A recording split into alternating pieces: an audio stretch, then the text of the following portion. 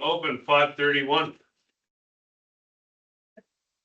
Excellent. I just declared it. The meeting is open. It's 5:31.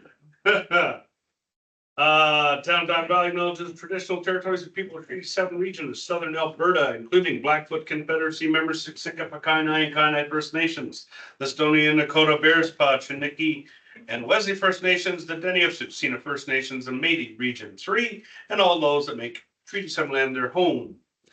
We have a consent agenda, and I know we want to move off a couple of things. I'll start with Jonathan over here. Definitely want to move off. Yeah. Welcome, Cindy. We just started. I thought you were gonna give us the first quarter so you could give me an update. Oh, no, I was with boys, junior boys and. Oh, so there you go. Run from one to the next. Yeah. Yeah, I know. I'll wait till you're seated. There you go.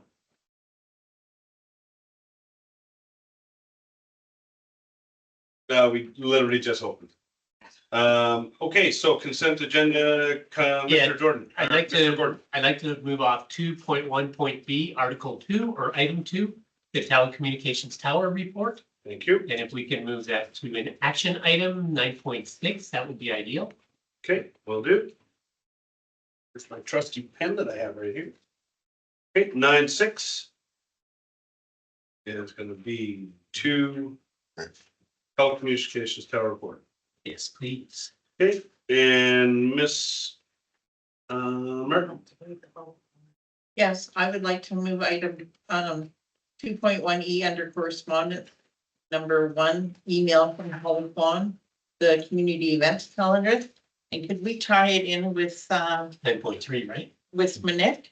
That makes sense. Okay, right there. 9.3. One email. Yeah. Okay. Excellent. I can give you the motion. All right, thank you. Adopt as amended. Yes, sir. I will make the motion to adopt the consent agenda as amended. Thank you. All in favor? Hi. Thank you. We have to do 2.2 first. Oh, sorry. Adoption of regular. Heather gives you that. I just wanted to speak to it first. I didn't see the update on the funds. The money from the leftover money from the signs. I was gonna give you guys an update on the feedback that I got through email and. It's not there. It's 9.5. Oh, Yeah. sorry, okay. Yeah, verbal right there. 9.5. Oh, Signage okay, service, yeah. okay. I thought that was with the auction stuff. Awesome, thanks. Yep. Okay, we have motion to adopt as amended. I'll give you that. Okay, all in favor? And that's carried. Good. Thank you. Motion to go in camera. Yes, sir. 5:34. Councillor Kelly, and all in favor?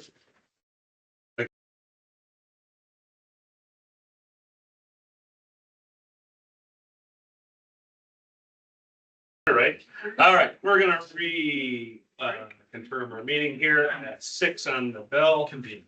I make up words. Yeah, that was. I do. All right, I made up a really good one in our intermunicipal meeting, and Cindy looked across the table and said, "What did you just say?" It was a really bad word that I made up, like miscommunication isms or something. So it was funny. Anywho, we started today's meeting, ladies and gentlemen, at 5:34. We went into a closed session under FOIP section 1724(1)B. We came out of closed session at 5:54, and we are now reconvening. Thank you for that. At 6 on the nose.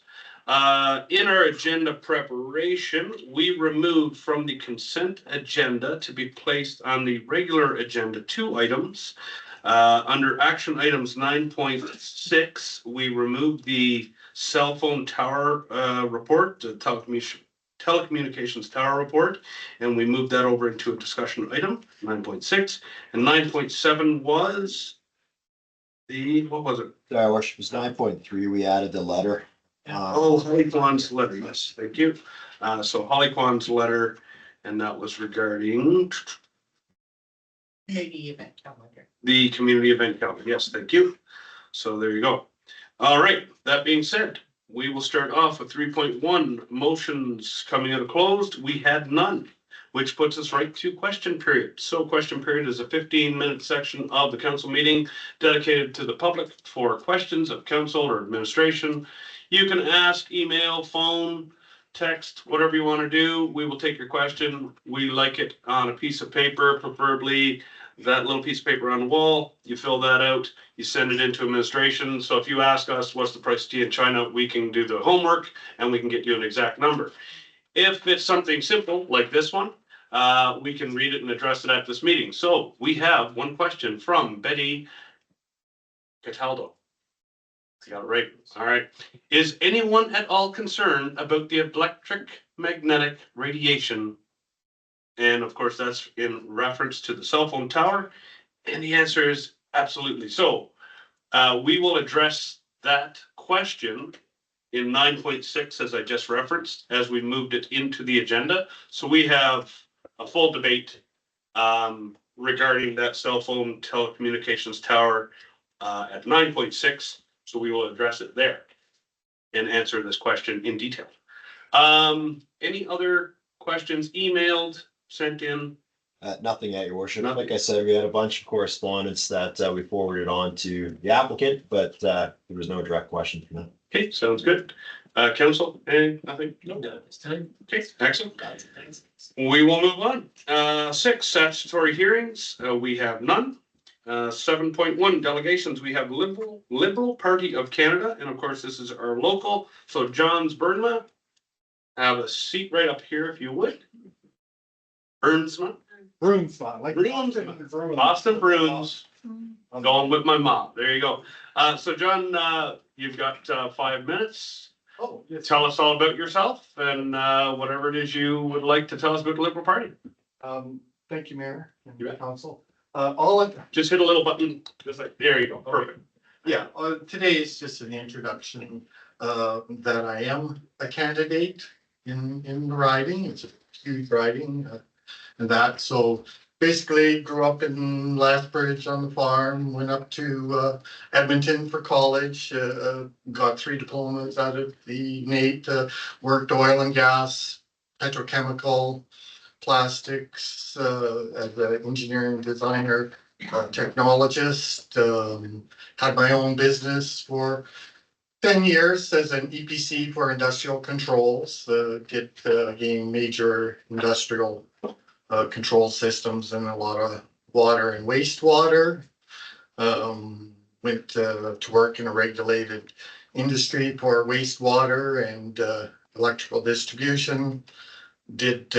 Ended my career in cybersecurity for critical infrastructure. Had COVID, decided I can't work remote, and so me and my wife, we kind of said, no, we need to get back home.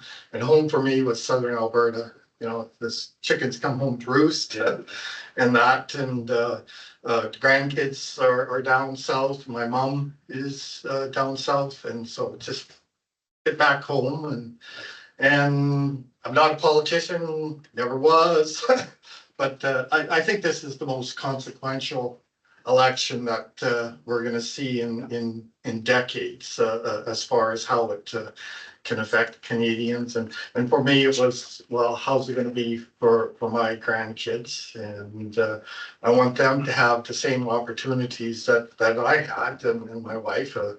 We had great education, it was reasonable cost. We had opportunity to buy a house, you know, within, you know, a better proportion of our salaries. And yeah, so I want that for you know, the grandkids, and I didn't see anyone riding in the riding for as an alternate voice, and so I think, you know, that just kind of like could have been in Phoenix at Scottsdale Princess having margaritas, but the world has changed. And so somebody needed to step up, and I said, you know, to my wife, I think that's us. We've got a lot of experience. We've seen the cycles in, you know, the elections and different policies, but this is a whole new world, and if you you just have to read the papers. My wife has family in Ukraine. It's horrible there, and all of the things are converging onto, getting some leadership that has experience and, a level head to, push us through some of these times and Canada and Albertans are quite resilient, and so I'm confident that, we can make some really good choices over the next while to not leave people behind, and, we've got industry that needs to be supported. And being an Albertan, I really strongly feel that, that any policies that do come out of a federal government doesn't unduly hurt Albertans and that. So those are kind of my talking points. No real stump there, but that's why I'm running is I think there's opportunities for a strong voice to the federal policies coming up, whichever government and that, and Alberta needs that voice. Where's home right now? The pass, Okay, that was close. yes. Okay. Yeah. No, or, Brendan, that's right. Thanks for taking the time to come in tonight. Top 2-3 priorities for you. I know you've talked a lot about making sure that there's opportunities for the next generation. I'm part of that, and so are my kids coming up. What are some things that you're really gonna hone in on, and what would your speaking points be to that? Yeah, I hadn't prepared to do a platform, but certainly those are valid. Questions is number one priority is really to make sure that Albertans are respected during these turbulent times. The tariffs have now started. There's a lot of rhetoric of maybe, using Alberta's oil as the thermonuclear button. I don't believe that's what we should be doing. I think there's a lot of thought out there right now within the federal government as how we should proceed, and all the premiers. This is over my head, obviously, but we do need somebody to say if we're going to share the burden, and Albertans have always shared the burden and a little bit more. So let's just, don't use us, and we would love to contribute to, getting through this. And one of my other major policies, just based on my own background, is the right to repair. I've been in high tech for many, many years and frustrated, and so if we can repair our cell phones or tractors or oil field equipment, I've worked on all of that. So yeah, it's a huge thing, and it also really is something that can help us fight the tariffs, and that, because with the tariffs, we're not going to have access to parts, and we're going to have to innovate, kind of the MacGyver thing. So I'm not saying how many pieces of equipment I have. But that's an important thing that I can do practically. I think everybody needs to do practical things, and there's always these big issues, but if everybody can do something, that they have experience with, to help, that's what we should be doing. Cindy? No questions, but I just want to say kudos to you for wanting to get involved in politics. There's nothing much harder than this, but there's also not much more rewarding than getting to serve the people. So good on you for stepping up. And Yep. good luck. Thank you very much. Thank you. Thank you. Anybody else? All good? Yeah, I think great way to wrap it up, didn't we? It's definitely a tumultuous point in history for politicians. So anyone who steps up, big kudos. Yeah. Good luck. You're in blue country, and it's probably there's a few geese you'd have to drop before you're gonna really All do our go best. Yeah. It's all you can do, right? And I do appreciate you coming in, and housing is definitely one of those kingpins that, Yeah, and it's I an ultimate issue that really needs to be addressed. didn't mean to discount that one. It was just, No, so obvious everywhere and that, and I think I've mentioned that we're very fortunate to be able to get housing at a reasonable price, but I don't know, federally and provincially jurisdictions are kind of an issue. So, Well, okay. years we've been at this, and we've asked and begged for housing money for seniors and affordable and diverse, whatever you want to call it. Yeah. And it is, everyone's asking for the same money, so it's a fist fight, right? So it's something that needs to be addressed, so it's a good issue. Yeah, and just as an adder to that, Brendan, you know, the federal government has got $130 billion that they've allocated for housing. We just gotta find a way to get it into the more rural areas. I mean, Calgary and Edmonton, they got the big chunks, and again, this is provincial jurisdiction as well. The background is, you know, the province didn't want federal money necessarily, but it is, so, you know, we've got to try, and that's one of the things is try to find that where we can funnel it in to the places, you know, like, you know, Diamond Valley, Okotoks, they're all suffering the same thing. They're not getting the money, but it's not that the federal government hasn't got a pile. It's just how do you get it into the smaller communities? Thank you. Thank you. Thank you. Appreciate that. Brunsma, see, I got it. All right, thank you. You can stick around for the next 3 hours if you wish, or you can exit stage left. Your call. Okay, all good. Thing. All right, sounds good. And Barry, I do have a motion we need to make. Oh, that I sure. feel we need to make. And once I read this motion, I'll give some background to it. Sure. So, I'm privileged to be starting a podcast with the place I work. We are going national. And we had a chat with our legal department about disclaimers that need to be added. So I have a motion regarding that, regarding this delegation. And I've emailed it to our administration, so I don't know, Vern, if it's ready to go up or not, but I will read it out. I hereby request the following disclaimer be written into the minutes and included in the agenda for future publication. The views and opinions expressed by Mr. John Brunsma are entirely his own and do not reflect those of council or administration. Furthermore, the acceptance of Mr. Brunsma as a delegation does not serve as an endorsement of his federal election campaign. And I do appreciate his coming here. I know it's not easy doing that, but we have a very distinct level of government that we need to be aware of, and this is the best way to move forward. And this would be in perpetuity, obviously. It will be, should other delegates want to come. Exactly. Thank you. And just to speak to that, because it is not uncommon that we have federal, especially when it comes to election times, we have, every party has a chance to come up and sit here and talk. We also have another item 9.4, political participation in the Diamond Valley Parade and Festival, which is later in the agenda, to more or less address the same thing. Everyone should have a voice and it should be open and free. But municipal councils, provincial and federal, all have a very distinct role. We have to keep it clean that we are here, we'll listen, we'll give a platform, but we don't endorse.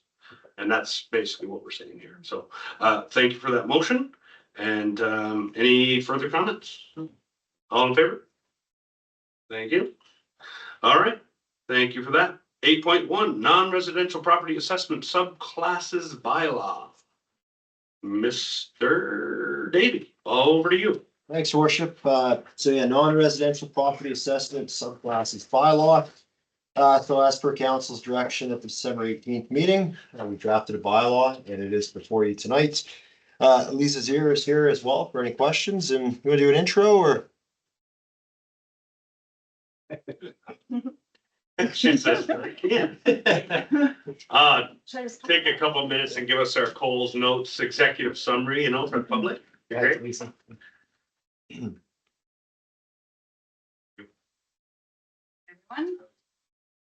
So, as for the MGA, assessment classes can be split into subclasses. So the bylaw that is before you allows that for, this is specific to non-residential, it will allow for that commercial vacant subclass if council chooses to go that way. As pointed out in the RFD, commercial non-vacant properties make up around 0.5% of your overall assessment base. If council would like to implement a different tax rate for these properties, this bylaw will need to be adopted tonight. Excellent. Yeah, there you go. Maybe it's required. that council give bylaw 2025-105 property assessment subclass bylaw first reading. And Lisa, as usual, thank you very much for your work. Excellent. Any further comments, questions? Yes, please. This is a little bit early on, Lisa. How much, is it possible to estimate how much additional oh, pardon me. Nothing to be said. Do you have an approximate idea how much you could collect? So, I mean, I did crunch some numbers, but it really depends. So as pointed out, provincially, we're only allowed a 5-to-1 ratio. So you cannot have any class or subclass have a tax rate that exceeds that ratio. So if I use this year's, so I'm working on this year's assessment, obviously we don't have a tax rate, so I used last year's tax rate. Would have collected about 51,000. So this is really ballpark. Please don't, just because I haven't done the splits yet, because that's a lot of work. So I haven't got there yet, and I just got the assessments. So it would really depend where council how far you would like to take that split. And I would ask for some direction on that before I start preparing those scenarios, which I would like to bring back in April, just because it's going to require some work. And I don't want to present you with 30 different scenarios if this is the direction you want to go. So like if you were to do, I would not recommend maxing this out at a 5-to-1. I think that's a little bit, yes, I do. I really do. So let's take it a 2-to-1. I would estimate around $20,000 additional revenue. There's so maybe some people in the audience, we're talking about the large parcel like the economy lands. We are talking about any commercial vacant lands. The other disclaimer I'm going to make, so when I'm giving you that percentage, that 0.5, so I'm gonna have to make sure, there's potential that some of these properties, the way the bylaw is written, if they have an active development permit, they would not be subject to this tax rate, because I believe the intent of council was to encourage development of these lands. So you're probably looking at about a dozen properties, maybe. I think around 15. Yeah, it is not, it's not a lot. Thank you very much, Lisa. Councillor Holiday and then Gordon. Yeah, I think when it comes to setting the tax rate, it'd be useful if we had a map so we knew, because I think some of us might have ideas that it's different properties than it really is. Or hopeful that it's some and that we really want action on. And just wondering, like, if there's an old rundown shed on it, like what's considered vacant and not, right? I would like to speak to that if I may. So one of the bylaws that we looked at did have a minimum improvement amount. I did talk to our assessor about this, and that is not our best path forward in this community at this point in time, because for 2 reasons. One is there are some very functional operating businesses in town whose improvement, although their assessment, might meet that minimum threshold, the improvement does not. So then suddenly you're penalizing properties that have very old buildings that are running businesses. But they would not be considered vacant, would they? Well, if in the bylaw, if you put a minimum dollar amount on the improvement to prevent what you are talking about, then we run that risk. Yeah. Yeah. So the other issue is that Alberta, the province, is asking municipalities to move towards income-based assessment on commercial properties. So when I get the assessments for residential, there's an improvement and a land. That is not happening with most commercial properties because they're asking it to be income-based. So then it becomes a matter of how we're asking our assessor to do additional work to pull those improvements out to have that minimum value in the bylaw. So administration does not recommend that. Sorry, I just had to comment, that doesn't serve the municipality well, that the province wants to have it. Oh, you're great at paperwork, so now your assessment's lower for a business. Well, it's based on, it can be, and they're trying to have it based on income. So what's the income based on square footage? And that is being directed by the province, not by our assessment, Yeah, well, we get to set our own bylaws, right? not for that. Oh, well, hey, gotta ask questions. Jonathan, No, I'm good. you're good? Yeah. All right. Any further questions? We have a motion on the floor. Everyone's good? All in favor? Now, what points of clarity would you like? No, not yet. We have to do, No, it's just first. okay, sorry. So, is, well, no, it's, That would come. That comes after. yeah, microphone. I'm not sure where you're going here, Barry. What she said, she was gonna ask for some specifics if we pass tonight. So I'd rather know the specifics now while we're still in debate, so we can actually hammer it in. So, What were the specifics in the numbers rather than the 5 to 1 that we suggested 2 to 1? Yeah, like what? So let's hit those numbers now and have it done and then we can move. What is council's direction on that split? Heather? And, you know, like this is a brand new bylaw, so we will be waiting to see kind of what happens and setting the mill rate in the future, near future. So I would be okay with the 3 to 1 or 2 to 1. And then if it needs to be changed in the future, we can do that. Would it be helpful for me to tell you what it is now? Because I just realized I didn't do that. Yeah. So if we look at non-res to res right now, it's 1.43. Yeah. So it's modest. It's just modest. Yes. Okay. So move the 2 to 1. Call it a day. Well, that's only an increase of 0.57. So it is. So if we do 2.5, Not for all the didn't work. Yeah. It's not worth it. It will take Yeah. a significant Good. amendment. This is what I like. Okay, Jonathan first. yeah, my recommendation, because we don't want to be punitive, we want to be incentive. And we want to encourage growth and not the land banking that we've unfortunately seen for many, many years here in town. I would suggest a 2.5 ratio. You know, that would be approaching about 26,000, give or take, on last year's mill rate. That's not chump change. You know, that's actually a significant amount. So I think that would be something that we could really see realistically moving forward in our assessments this year. Excellent. Anyone else? Brendan agrees with Jonathan? Yeah. Cindy? Does it need to be part of this bylaw though? Or is No, that separate? no. Just letting direction. Okay. That direction. Yeah, I kind of I want to prefer see to- before Yeah. We don't have it. I'd kind of like to see which properties, because I just worry, like I said, that we've got a very different view of this than what might be the reality. But yes, we are trying to prevent land banking, so it needs to be something that actually goes to that. So I'm happy to start in that range, definitely not 5 times. But up to double, I'd prefer at this point until I know better.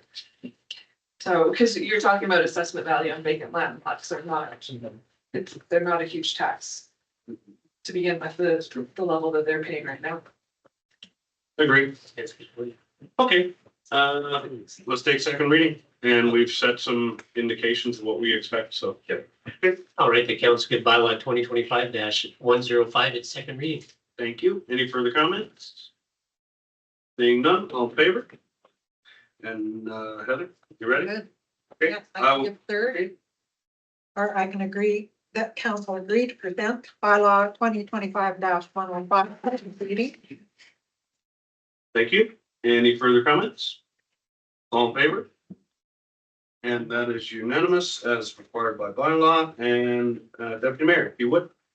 That council give bylaw 2025-105 property assessment subclasses bylaw 3rd and final reading. Thank you. Last call, any comments? All in favor? Thank you, Lisa, for preparing this for us. Put in the motion for the mapping for. Absolutely. Yeah, I just want to have a exactly. motion so it doesn't get missed that we bring map and listing of properties when we discuss this at our tax rate bylaws. And attach map to the bylaw. But it No, can no, change. no, It'll change. It'll just for information for council. Just when we bring, yeah, when we set the rate in May and the scenarios and yeah, when we do all the other rates. Okay, my hope is to bring those scenarios back in April, so Yeah. that you guys can see the different splits and what, I'll bring a few scenarios. I just kind of needed a Yeah. ballpark. Yeah, so, okay, Okay, yeah, I just wanted motion that there's a map of the list for these particular properties. Good. All in favor? Oh, yep. Good. Yeah, I'm just gonna. Yeah, comment. To wrap it up real quick, this has been something that's been on our radar for when the MGA first allowed that change. And we've been discussing it, batting it back and forth. So I really want to thank you, Lisa, for taking the lead on that and really making a priority, bringing back such great information. Thank you. Excellent. Thank you. You're free to go. All right, that's 8.2 bylaw 2025-101 rescinding bylaw. Well, we can jump right into this one. It was first, it's fine now. I'll give you first, council give bylaw 2025 101 101, first reading. to rescind bylaw 09. And yeah. 978. Bylaw 09978. Thank you. All right. Any discussion? Straightforward. I think this is basically as an admin, thing to fix, this bylaw wasn't rescinded and the library board actually has its joint board now, so, or not joint board, but board, so, it's not required anymore. It was just a mess. Correct. Process of amalgamation. All right. All in favor? Okay, second. Councillor Kelly gives us. The council give bylaw 2025-101 second reading. Thank you. Comments, questions? All in favor? Hazel? Agree? The council agreed to present bylaw 2025-101 for third reading at this time. Questions, concerns? All in favor? And that is carried unanimously as required by bylaw. And I will give the council bylaw 2025-101 to rescind bylaw 09978 third and final reading at this meeting. Last chance, comments, concerns? All in favor? And that is carried. It is rescinded. All right. MDP Communication and Engagement Plan revisions. Mr. Davey, oh no, Ms. Florzone, you get to have all the fun. This is the big one. All right. Nah, I'm just making it sound like it's huge, but good evening, Mayor and Council. The last steering committee for the municipal development plan. Steering committee, there was some direction to potentially amend the communication and engagement plan. So I'm here tonight with my RFD. The purpose is to amend the adopted communication engagement plan for the municipal development plan by removing the pop-up event that was proposed for Diamond Valley Days from round 2 of engagement, removing the business owner, builder and developer workshop from round 2 of engagement, and adding an open house in lieu of those events. Attached to my report are the marked up version and the clean version of the amended CEP for your perusal. The proposed option and recommendation is that council adopt the revised communication and engagement plan for the municipal development plan as the public participation plan supporting the development of the municipal development plan as presented. thank you. All right, Councillor Gordon. Yeah, Carrie, thanks for bringing this back to us. A question I do have regarding the actual communication plan, where it talks about on June 2025, in the month of June, we're going to be doing a round 2 engagement where we have public survey and open house. Is that going to be, when it says public survey, that's not during the open house? That's going to be the digital survey once again? Correct. Okay, perfect. And one thing I don't want to lose sight of, during our conversation with the Municipal Development Plan Steering Committee, it was mentioned that we could potentially look into having other forms of communication and other community associations supporting us, or even the school. So earlier today, one of the members at large emailed me a weekly newsletter that the Oilfields High School does. And in their newsletter, they include community news and have direct links. So in this week's newsletter, it has a careers exploration for the Sheep River Library, as well as the study skills for the Sheep River Library. Can we make sure we're following up with the schools and their newsletters to make sure we're linking our public engagement events there? I know we did discuss that. So through the mayor, in the amended plan, the marked up version, page 8. We're gonna slow down a few more if you may. There was a section put in after the open house that the steering committee is encouraged to promote discussion and solicit feedback on the draft plan through additional engagement events. This may include, but is not limited to, coffee chats, individual meetings, attendance at public events, or coordinating with local organizations and schools. So just for clarity, who would be responsible to reach out to whomever in the Oilfields High School, CI McLaren, or the Turner Valley Elementary School to make sure we get onto that newsletter? So the proposal is that the steering committee members be We charged. do it ourselves, eh? We could put it on me. I think there's enough on the steering committee we Or can it do could it. go on the consultant, but they'd likely be looking for a scope change at that point. Yeah. As long as we don't lose sight of that. I mean, it's, 213 surveys from the last public survey, though a good number, we definitely need to have much more input from the community at large.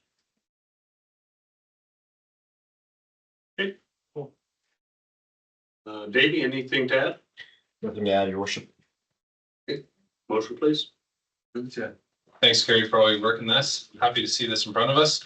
That council adopt the revised communication and engagement plan for the municipal development plan as the public participation plan supporting the development of the new municipal development plan as presented. Thank you. Any further discussion? Comments, questions? Councilor Martin? Another point of clarification, in the lead up to that, it also talks about potential coffee chats, how we engage with steering committee members. Will there be a FAQ sheet for us to have, or a talking point script that we can use? Let's say myself and another member wants to get together at one of our local establishments and over a brew of some sort, we discuss what's going on.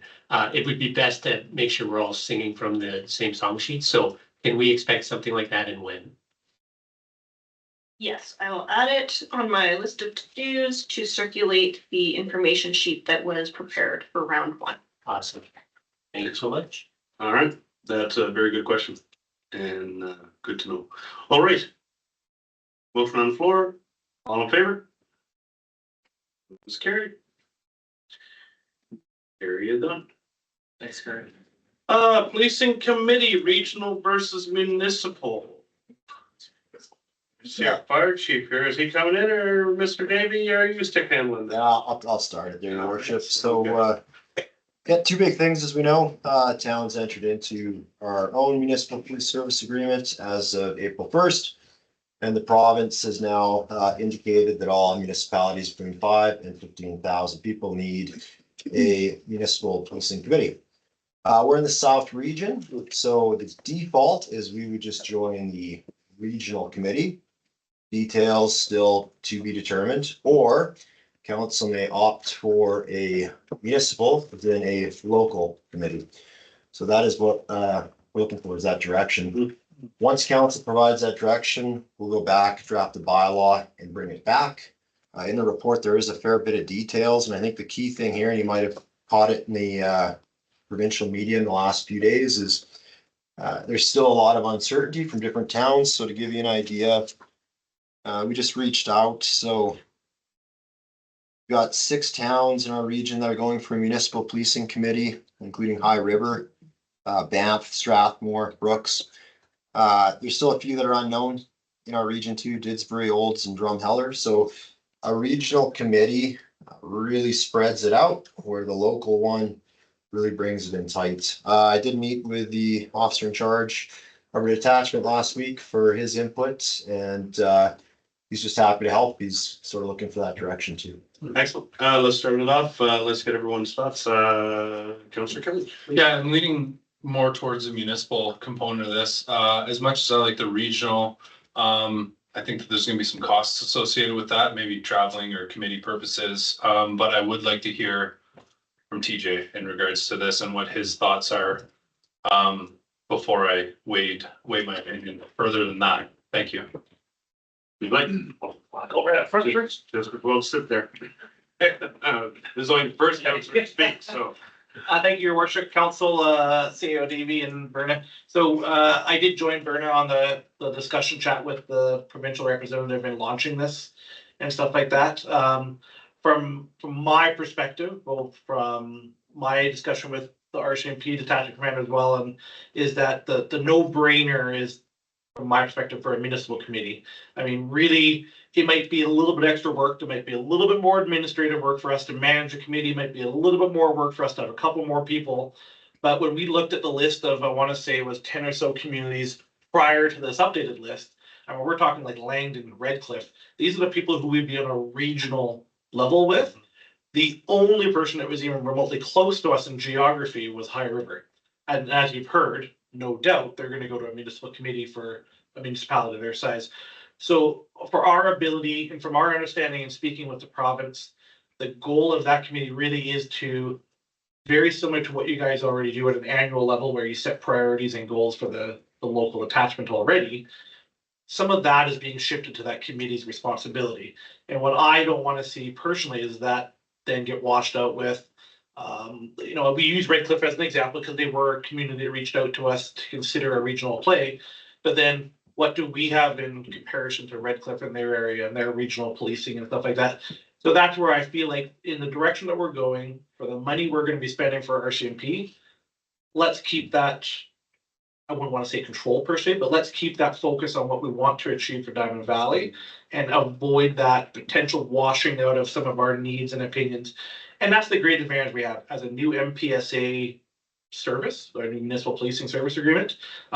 We are going to have an opportunity to kind of shape what that Diamond Valley RCMP is going to look like in their priorities. And I would hate to see this conflict with that and start to wash out some of those new visions and priorities we want to achieve. So that's my thought on it anyways. But Appreciate it big time. And my opinion's outweighed. Good. Thank you. Excellent. Hazel? I personally like the municipal, the municipal, because then we're bringing in, Sure, girls.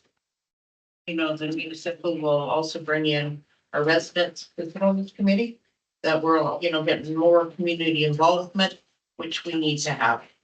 This policing affects us all, so we all need to have a say, be part of it.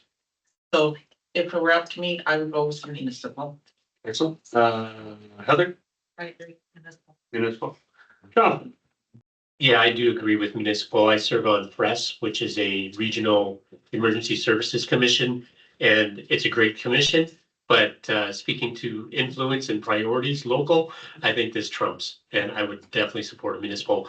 Question I do have for TJ, in the communications you've had, if we go down the motion one that is presented here, we do need to consider what we're doing for membership numbers. So with a local municipal commission, what would you advise? Because you give us a few different options where the minister adds 2, right? So if we have 3 members, minister add 1, we have 4 or 6, the minister adds 2. If we go up to 7, the minister adds 3. So what is your advice?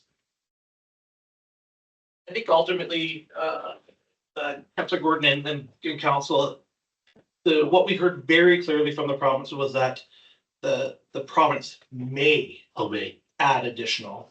It's at their discretion. It's that the regulations allow them that based on whatever ratio of members we have, they have the discretion to then add 2 to 1, 3 to whatever those breakdown. So it's not that they will or that they shall, it's just that they may.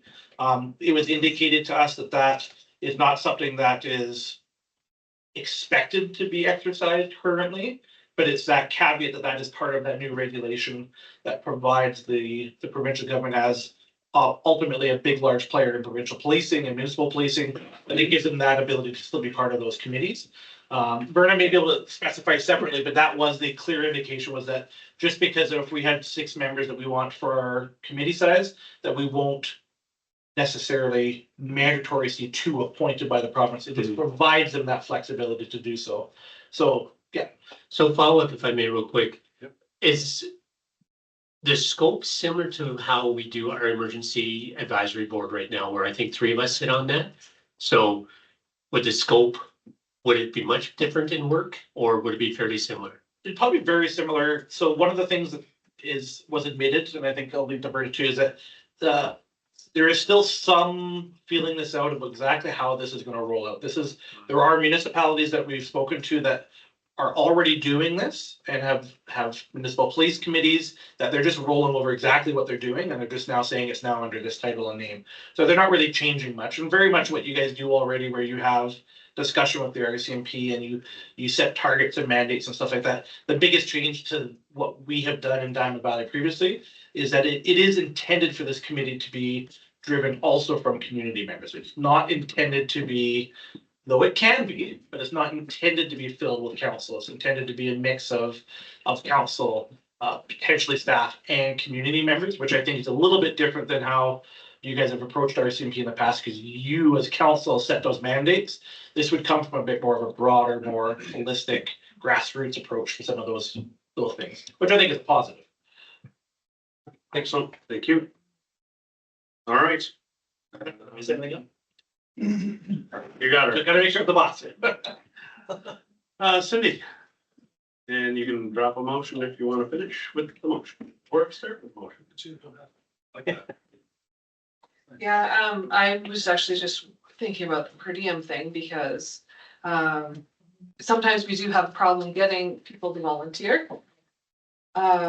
Maybe we won't for this, and so you think, oh, maybe a per diem might help, but then at the same time, you want people that are there because not just doing it for per diem, that they actually want to be there, so maybe we'll just leave that alone for now, and if we have problems getting members, we might consider it. But for me, I think a committee of 5 would be a good in the middle. I think there needs to be at least a counselor on it, or maybe 2. But I'm not sure if we have to, do we have to set the number? Probably tonight. We should. Yeah. It would be easier, I Yeah, think. all right, that I so can maybe take the TR. do 2 and 3 members at large, or, no, I'm happy with that, so. I just wasn't quite sure of the wording. Good.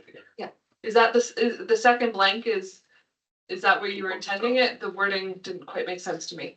So that council directs administration to draft a bylaw to establish a municipal policing committee with a membership composed of 2 members of council and 3 members at large.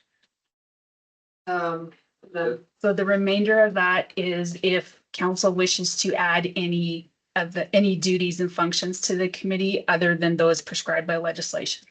Let's No, do it's just basic legislation, but no. Then you can just leave the rest of that motion right off. Okay, it right there. yeah, Yeah, I think. and the motion.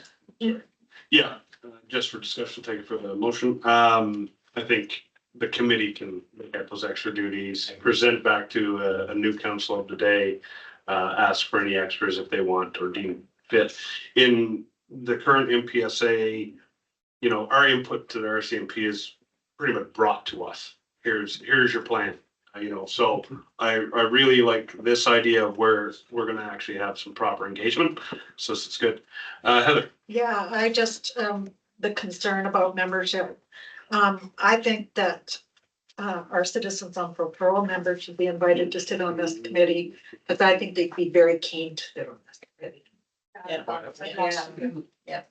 A very good idea. We say, would you, friendly amendment that 3 members at large, including 1 citizen on patrol? No, I think that. Make sure it's open, eh? Yeah, just in case citizens on patrol for some reason folds, we don't want that in our bylaw, Yeah. but council gets to pick. Yep. So obviously advertise and let citizens on patrol know that this is coming in case they weren't aware, and when we have to weigh the options of who to pick, Yeah. we consider that. Great, withdraw that. Excellent. Thank you for the motion. Thanks for the debate. All in favor? And that is carried. Thank you. Request for clarification of reestablishment of municipal event calendar. As well as the letter from Holly Kwan has been removed from the consent agenda and attached to this let's get to a motion. Hazel, you want to start it off and you can start the commenting as you have made motions. Okay, so I've had a couple residents come to me and ask me about the community events calendar as part of our communication. That was one of the items that was removed. Same as the signboard, messaging, social media messaging, newsletter to announce any third party messages going out there. So the information I'm gathering is that the community events calendar benefited the groups that were looking to schedule an event in their planning, so they're not duplicating turkey suppers or crib tournaments or anything like that. So this is a place where they can go check to see if anybody is doing something on the date that they're looking at. An incident is a week ago, Monday, there was a seniors event. Both events were held on the same day. Again, had they both been able to go to the community events calendar, they would have seen that something is being planned for that, and one suffered a lower attendance. So that's why I've asked to bring this forward, to have a discussion with council and to get council support to bring back the community events calendar. Okay, excellent. Would you like to add a motion to that? If we could get 1, 2, or 3, who are we going with here? I think maybe. Just to speak to where we missed that little cog. And is it hard to put back in? Fairly easy? Yes, please. Good evening, council. Thank you, Nick. Thank you for the opportunity. I do believe that clarity is required with regard to this issue. Yes. We have had certainly some formal requests and concerns expressed to us, and I think that I reported back to you that there had been 4 to date at that particular time, and I was not aware of any others that have been shared with any other councillors. At the moment, while there are options, we certainly did find as staff that it was something that the community appreciated and found very helpful. For the reasons that Councillor Martin has mentioned, it did in some events prevent any of the overlap of the scheduling. That said, from this, there are other opportunities that have arisen, and we do have 3 local social media sites that are also promoting any of the local events. To be totally objective, they provide more flexibility than the town calendar would because they allow businesses to offer their services and programs as well. So for some of those events where it may also affect community events, it's helpful in that way. For staff time, it really is very nominal. The amount of time that goes into it, we already have a lot of the graphics that are done. These are typically annual events. We do request now that all of the art be provided to us as camera ready so that we can basically just place the ad as is, and that information is required. So we're not assisting them to that level where we're actually creating the graphic or any of the content. So really, in terms of that, it is insignificant as far as the time. I think that when we had spoke initially, it was about 5 to 10 minutes per request and post. When I reported this the last time, there had been 98, and likely over that by the time of the end of the year had come and gone, but there would have been just slightly over 100, let's say, requests that we had helped support in the past. So from a perspective of staff resources, it is minimal, but it would require that the policy be looked at again and that be extracted similarly to the portion that was, I believe, Councillor Thompson had requested that the changeable copy signboard not be included in that communication policy. So I leave it to you for discussion. If there's any questions, I'd be happy to answer. Thank you. Heather, please.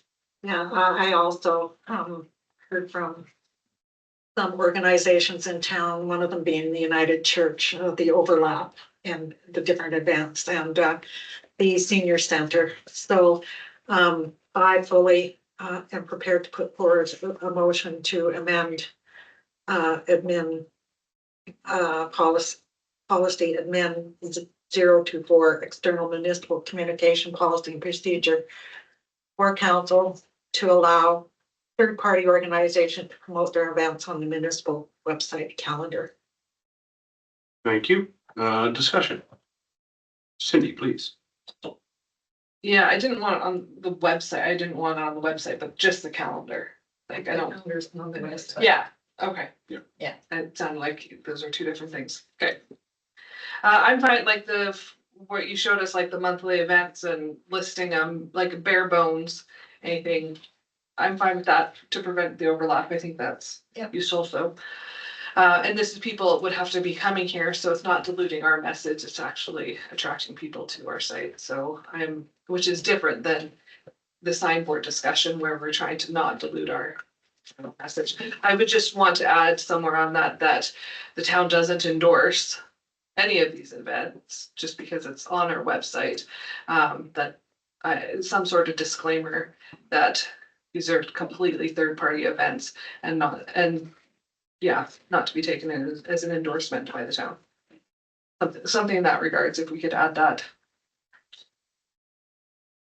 I don't think that needs to be, but I know what you're saying. Yeah. Disclaimer. With the disclaimer. The same type of disclaimer. Yeah. And for the calendar, there's no room to do that anyway, so Maybe just a banner. just a small disclaimer. Yeah. I'm okay with that. We also have that embedded currently into, with the application whereby we state that, only if there's time and it has to meet criteria. So therefore, I think we are protected, but we'll certainly review that and make sure that there's sufficient information so that people understand it. Okay, excellent. All right, thank you. Any further comments? Seeing none, all in favor? 1, 2, 3, 4, all opposed? Okay, and that is carried. Thank you. All right, we have 9.4 political participation in the, stay there, in the Diamond Valley Parade Festival. Monique, can you leave us off where this one came from? Because I know where it came from, so I'm just gonna let you take it. Thank you for the opportunity again to be able to present something that has come forward. I would like to invite my colleague, Lorley Bean, who is the lead on the management of the event. So she can add any additional information that I may not be able to supply. So for a number of years, of course, the town's been involved in several events where we attract a number of visitors and locals. And the numbers are growing all the time. And I think that we're becoming more attractive to other groups whereby they have an opportunity to be able to create awareness about their cause, whether it be a political party or any other organization. Remembering that our event is meant to be nonpartisan and it's a very family-friendly event. So where staff is becoming challenged is to be able to set criteria by which we would be able to determine whether or not any of these organizations would meet that criteria. It's not completely set in stone. We've had a practice in the past that we have allowed elected officials to attend and typically not outside of that. Now, since amalgamation, that's been the practice in the past. It was slightly different between the towns of Turner Valley and the town of Black Diamond. Whereas it was permitted, for example, to have a political party representation at the market, but maybe not in the parade. So what we're looking for to council for is some direction in terms of your thoughts around whether or not you wish to put any kind of restrictions, whether there should be some kind of criteria set over and above those that are elected officials. And certainly staff does not want to be put into a position to be judge and jury on some of these applications. The applications are vetted. We do get all the information prior. It's not an automatic approval. Excellent. All right, Heather, you're all geared up to go here. So. Either choice, I see a policy being needed, not just the practice. So I tend to lean towards where only invited elected officials may participate. We all know that our MLA comes and participate in the parade and have their candy and they're invited. On the other hand, I also kind of favor no political affiliations be involved, but I don't know, like, it's a kind of either way, I think policy needs to be developed. So it's very clear, you know, like we're gonna invite elected officials, what elected officials? You know, our elected officials being the MLA, MP, yes. Neighboring councils, you know, that kind of thing. Any, I can go. yeah, okay, let's go Jonathan, then I'll go Brent, then I'll go me. Yeah, I share the same concerns that Councillor Thompson has. I think my recommendation would be only invited elected officials. They do have a opportunity because it's not just our town that comes and celebrates the parade day, right? There, so many people come from the community. So it's a good time for them to shake hands, get to know their own constituents in a way. I think that's wise for us to maintain that. So I would prefer only elected officials and neighboring councils as well. I mean, we've been asked to go to the Longview Parade and High River as well. And I think it's just a great time to, for some elected officials, especially on the higher levels of government, to get out and about and meet their constituents. So that would be my recommendation. Thank you, Brent. Yeah, I second Councillor Gordon's comments. Elected officials, neighboring communities. I think it's important that our MPs and MLAs come out to Councillor Gordon's point, shake hands with the constituents here. It's an excellent opportunity for RJ and John Barlow to get down here. You know, we had the charity hockey tournament a couple weeks ago. It was really well received. You know, you get other faces like George Canyon and other local kind of celebrities that come out because they also want to see these people. So I think it's really healthy for the community. It brings a lot of focus to the community. And it's meaningful for everybody here. So I think elected officials by invite. Not just by invite. Oh, yeah. If they can apply. I'm sorry. Elected officials should be invited. Invited. Yeah, go ahead. Yeah. Invited. Heather, did you want to make a motion? Yeah, I can. And thank you for the reminder that we're politicians as well, but we're nonpartisan. So I think the invited elected officials. But I would like to put in the motion that a policy be developed to, how do I word it? That would be number 2 in your notes there, actually. What? If I may interject through the chair, Mhm. the administration Oh, sorry. recommendations, if you look at number 2. Yeah, But they're separate motions, would they not be? Probably, right? yeah, so, The initial one was just for discussion and to obtain direction from council in terms of your preferences. Now that's to do with political party participation. There are also the matter that would be with groups that may be either politically sensitive, if that's the way to put it, or potentially objectionable, and a policy would be able to, I think, put some parameters around that and provide guidance. Dude, I'll make my comment before you get there. That's good. Yeah. So, you know, when I look at this, I can see where this gets dirty real fast. So we've been invited to several parades. We've had a string of 12 elected officials at parades, all elected. But the opposition parties have an equal right to a bit of hurrah, as it were, and to shake hands with potential constituents as well. So you open up that level, now you have 24 politicians in a parade, all throwing in candy. So it gets messy that way. But the platform should be open. But then we look at, okay, well, do we want far right? Where do we draw the line? Right? And that's what I'm saying. But the reason this is in front of us is because we've had requests from opposition parties that want some PR. And they're not getting it. So are they getting a fair shake? It all comes down to each individual community. So does Longview do it? Does High River do it? Have we got a comparison against other communities? this question? Maybe you have an answer.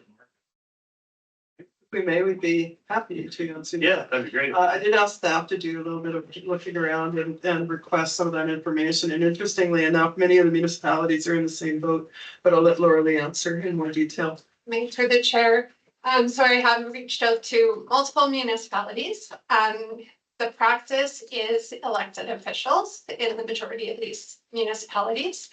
I did speak to the organizer of the High River Parade, and he said he's in the same boat right now. In the past, they have allowed the NDP party and stuff like that, but he's finding that you have your far right, your far left. You also have other politically sensitive groups that could fall under some of those issues that would then cause problems. So they stated that if we're going to go ahead with this, they are going to follow suit. So. Okay.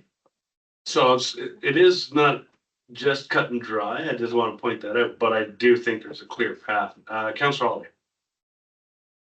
We had problems with our back end meeting up or front end meeting up with our back end. So I think we need to limit the numbers of, especially, I mean, this is for kids. They don't really care to see a bunch of politicians. They like the candy. They like the candy, I guess, that's true. So I would just like to leave it as, like, if you've been elected, you've earned it, right? At that point, and that the people have vetted that that's who they want to see. Yeah. So, and majority voted them, exactly, so, yeah, I would just keep it. There. And then, like, I like all of your suggestions in the RFD to keeping the boost politically neutral, things like that, except for us. Because we'll be there sending out open house invitations. We'll be campaigning or stuff. All right, that sounds great. Heather, do you want to Yeah. finalize that motion and we can vote? Directs administration Good discussion. to develop a policy that would be elected officials only. And that the existing, which would formalize the existing practice based on council. Oh geez, can't even talk. In a few years, that's the slowest one you've ever given. I'm just trying to put my thoughts together for that motion because it doesn't, it's not here. Should we, just a question, Heather, should we add, if you go back to the previous page, and if you just scroll up a bit there, Vernon, where I like the clarity that parade participation, that bullet point offers.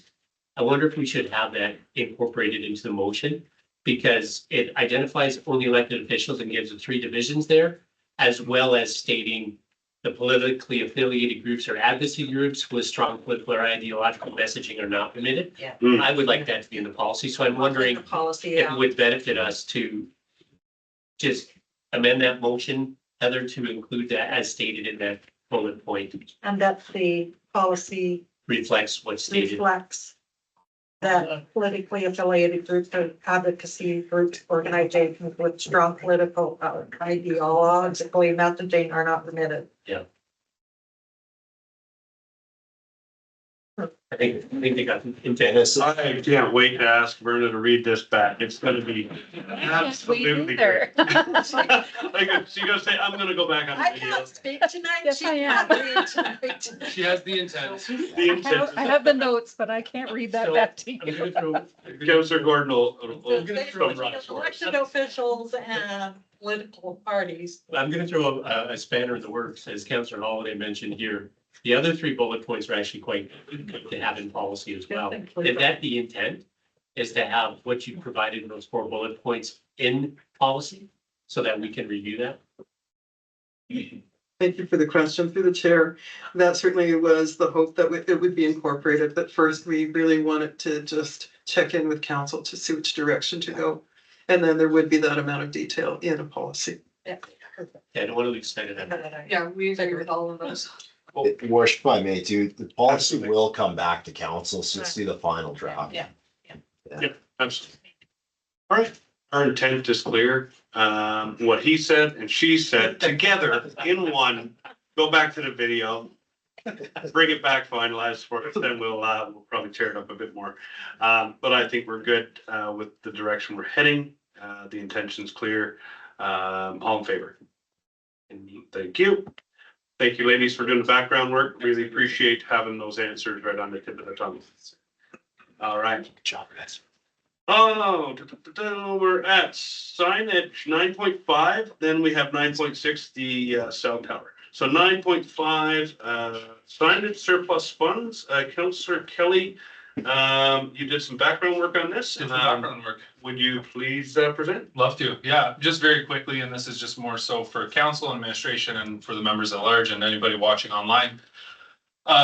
We talked last meeting about making a video, a little bit of background. We had the new signs put up in the community. Whether you're for or against them, that's not up for debate tonight, as we love them. But we had roughly $69,000 left over from that fund. So I made a Facebook video, and of course, I got some feedback. You know, this isn't the best way to address, funds like this. But with over 5,000 views, one of the biggest videos that has been put out recently, I got some really good feedback.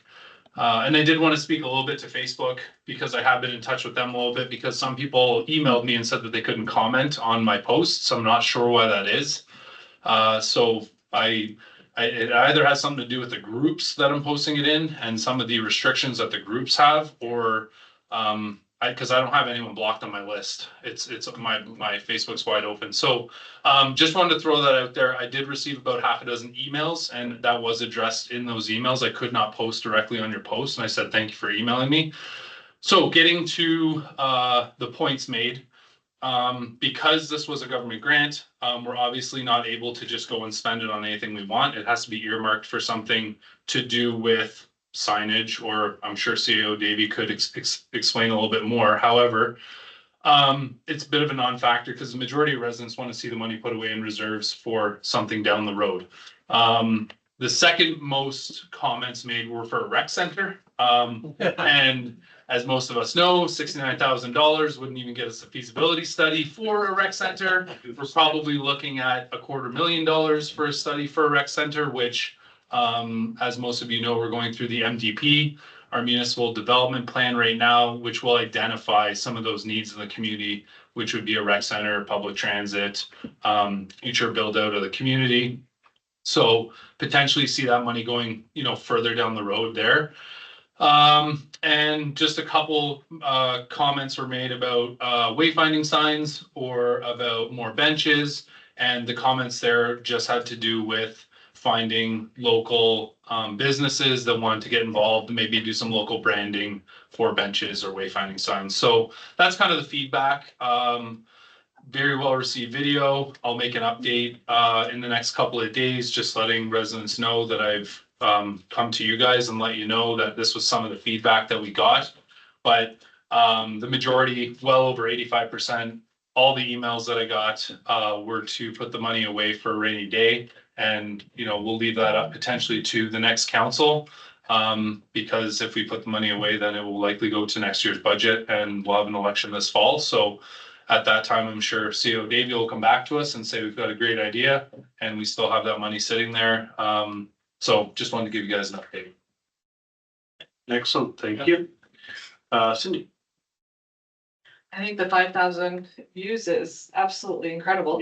But I think the cell phone tower thing could beat it. We post something. We don't have enough room for those people to attend tonight. And the cell phone tower thing is obviously something fresh right now that we're going to discuss for the first time tonight. It was just dropped on our laps this week. There'll be a lot of discussion about that. Obviously, I'll refrain from making too many comments about it, but none of us are happy about where it's going to go. But though, again, to Councillor Holliday's point about the 5,000 views, it's a great view for this community. We've got 5,400 residents here.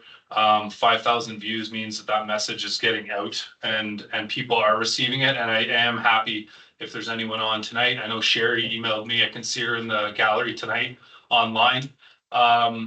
emailing is just as beneficial to a comment on Facebook. I would prefer an email, to be honest with you, than having to read through a couple hundred comments on Facebook. But people want to get that message out. I'm more than happy to look through the comments on Facebook and write them down and go through that data statistically, if you will. But the emails are great too. So for everybody that reached out, whether it was email or on Facebook, appreciate it. And there will be more videos to come. Excellent, thank you. Yeah. Yeah, I mean, speaking of the views, I mean, my video's been flat lately. I got 5 views and 3 with my mom. She just felt bad for me. Click Well, when it. I started, you were a couple thousand, and I was just 300, and I couldn't believe. I was like, how dare you have 2,000 views on this, man? Oh, that's good. That's why we got the communication going through the good looking guy. All right. That's good. All right, here we go. Here's the good one. The telecommunications tower report 9.6. Let's get into this one. So as Councillor Kelly just mentioned, this was dropped onto us just recently. So I don't really, Carrie, do you want to just give us an overview of how, there's 2 things we need, how this came, who brought it, who's the authority that approves it, and what are our cogs in the wheel that we can pull the levers on? Let me punch it in here. Again, Thank you. no worries.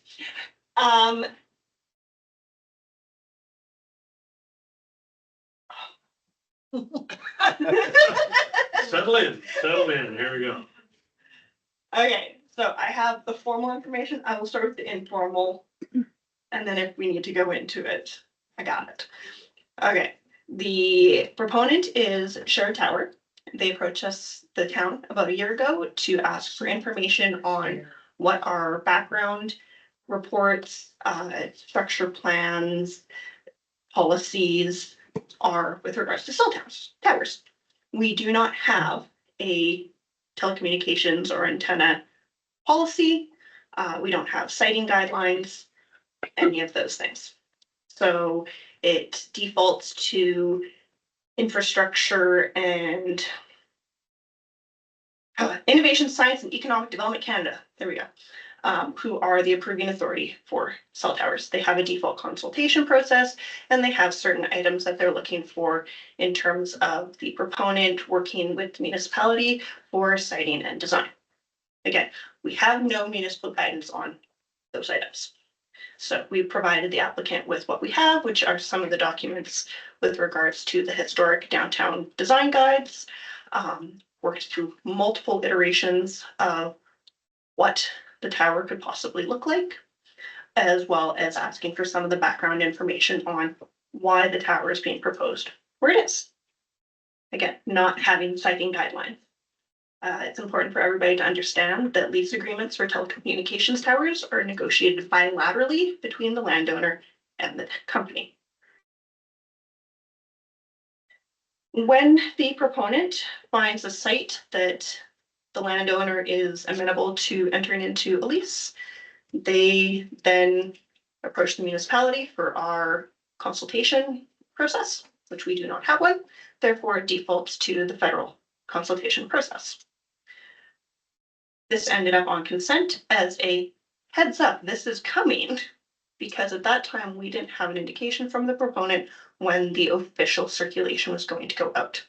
So this was a primer of sorts to just give council a heads up that if the circulation or the newspaper ad comes out next week and you're like, what in the hell, Carrie? Why didn't we know about this?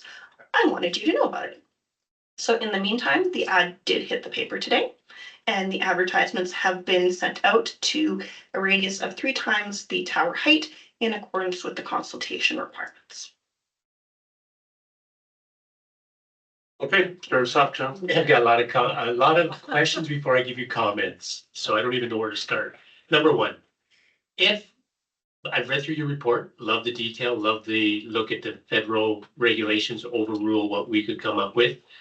You've said several times in your prelude here that because we don't have such a policy in place, basically the inference is our hands are tied. If we had such a policy in place, could we would those policies still be overruled by regulation? Or could we miraculously make a motion tonight and get a policy written in place, make it grandfathered back to the first of the year so that we don't even have to go down this path? But you made it sound like the federal regulations overrule if we even had a policy. Yes, of course they do. Is through the chair, the federal government is the end all be all in this case. We can have a policy for siting and design guidelines would typically have items like siting shall follow the order of priority. Typically municipally owned lands are first on that priority because then we would get the lease revenue.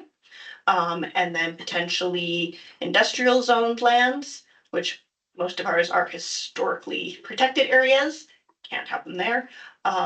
Next would be commercial, other than industrial, and so on and so forth. And so a siting protocol would have kind of a priority. And then the proponent's responsibility in that when they come forward is to say, yep, we looked at your priority, we can't accommodate it because X, Y, Z. They would then put that information together and submit it to the federal government as part of their application. We of course could disagree with that, but that would be how that process would work and how it would potentially be overridden. In terms of design, again, we can have preferences in a policy that we would like to see this, that, or the other thing. We prefer shielded monopoles versus A-frames. We prefer location on top of a building versus a standalone tower. Of course, that presumes that we have a building tall enough and structurally sound enough to support the structures. And again, if they couldn't meet those priority criteria and they ended way down at the bottom, they would have to explain why they couldn't do 1, 2, 3, 4, 5 and ended up at 6. Okay, so follow up on this, that is very critical. Historically, when it comes to cell tower and their setup of new ones, there's a massive reluctance among telecommunication operators such as TELUS, Rogers, Shaw, whatever they might be doing. They don't like co-locating.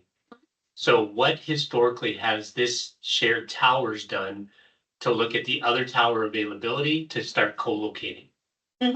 So great question. There is a Rogers Tower north of town by the cemetery and a TELUS Tower just north of the Friendship Trail. So those are existing and they're very tall and they're in rural Foothills County.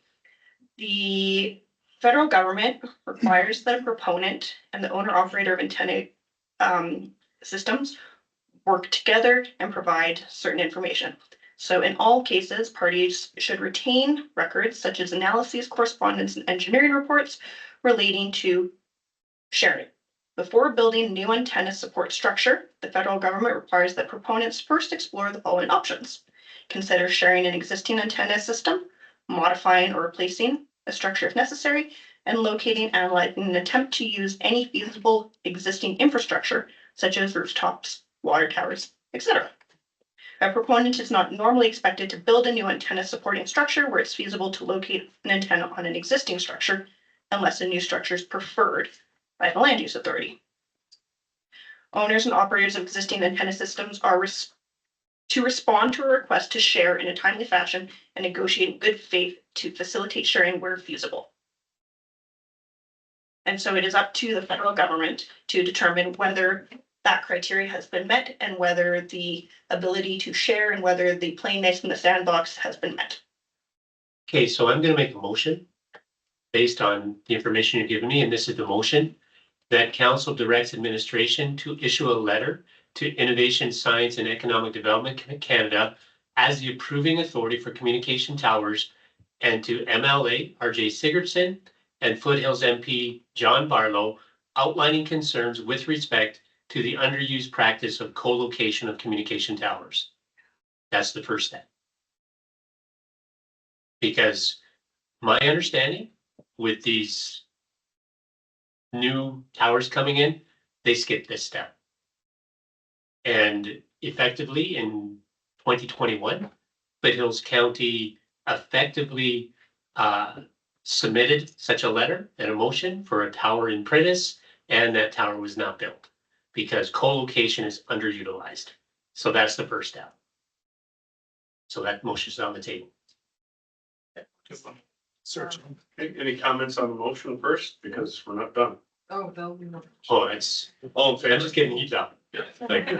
Okay, that one's passed. Carrie, he can supply that to you as well. Thanks. Okay, Jonathan, continue. No, go ahead, I'll turn off. You're good, okay. Cindy, yeah. Yeah, following up on the bylaw issue, I'll send it. to you. because this application is already in the works, if we adopt a bylaw, like special meeting ASAP sort of bylaw, does that create a barrier, or are we too late? Through the chair, for the one application in 10 years, it wasn't a priority. To be quite honest, there are way more significant everyday things that I need to get policy written for.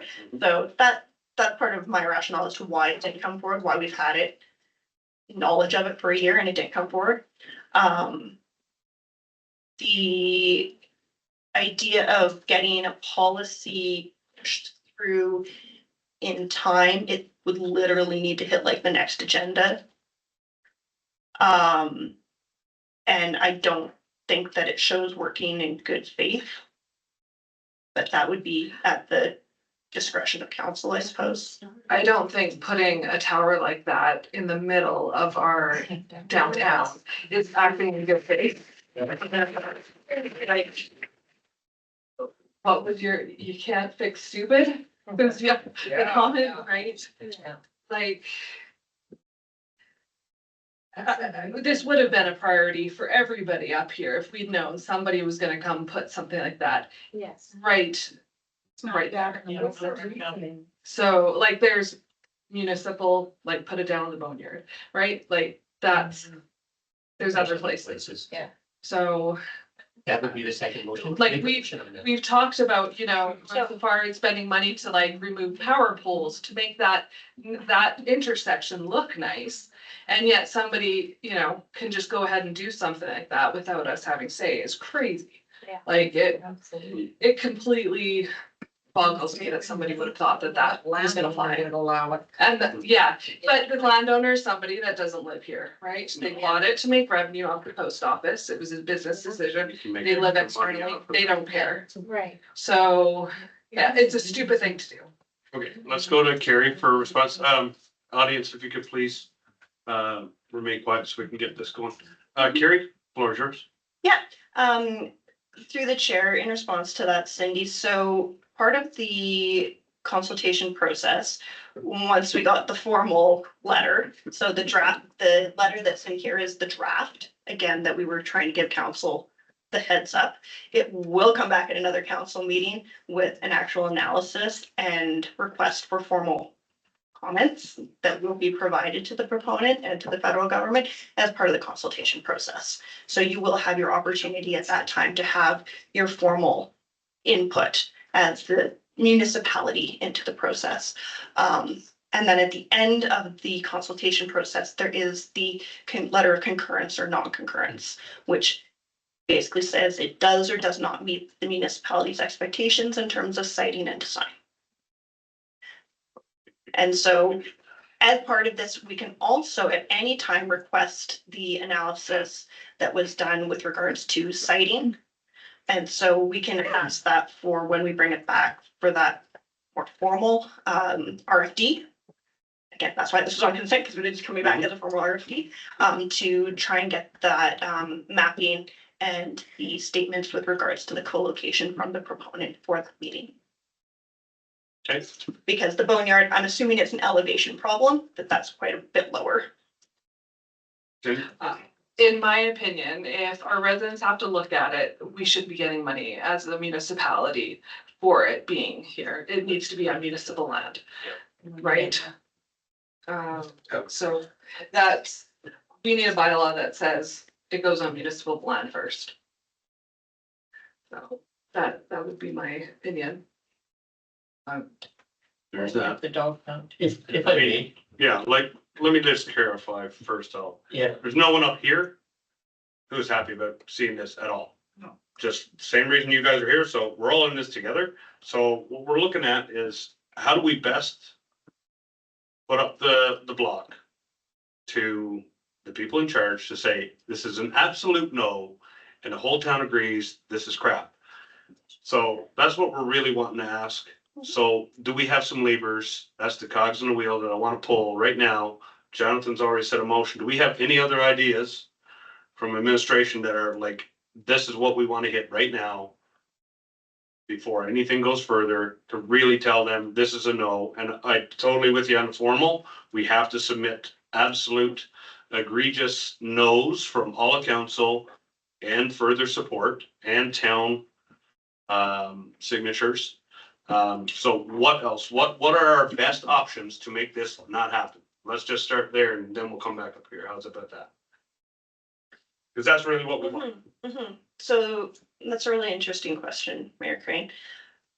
At the end of the day, there are a limited number of things that the federal government, to my understanding, not representing them, takes into account.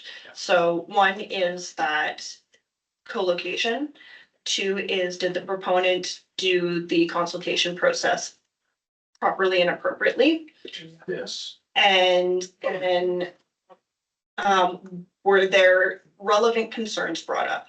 So where a municipality has a siting policy and protocols, again, they typically have the proponent address the areas of historic or environmental importance and the need to minimize the impact of the proposal on those areas, the preference for siting the antenna, and incentives to encourage aesthetically pleasing structures.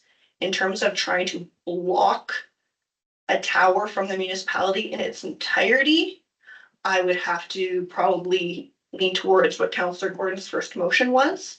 In terms of the co-location, we know that we have 2 tall towers just outside town on tall hills. I haven't looked in depth enough at all of the mapping because that is not my expertise. And I'm not the approval authority. I can comment on location in town and design. Okay, excellent. All right, let's go Heather first, then John. I read some information regarding Okotoks going through this kind of process, and Okotoks ended up having an open house so that all of the community could come in and say no, basically, which did happen, and it wasn't approved. So I don't know if that's a direction we may want to go so that we can get a definite no from the community or not, but. Carrie and then Jonathan. Yeah, so in response to that, Councillor Thompson, Okotoks has a siting policy and a participation and consultation portion of that policy. The telecoms policy has those 2 portions. And so part of their public consultation process is the requirement for an open house. We don't have a policy, we don't have a requirement for an open house because it's not part of the default federal process. Okay, I'm gonna go Jonathan and then we'll spin. I'm gonna make a motion after that. I'm gonna make a motion here. Good. Due to extenuating circumstances regarding this application for a telephone communication tower in an unsightly premises, council directs administration to bring forward a telecommunications policy at the earliest date possible. Your worship, do you want clarity on what you want in that? Well, policy? yeah, I'm just gonna throw out a discussion because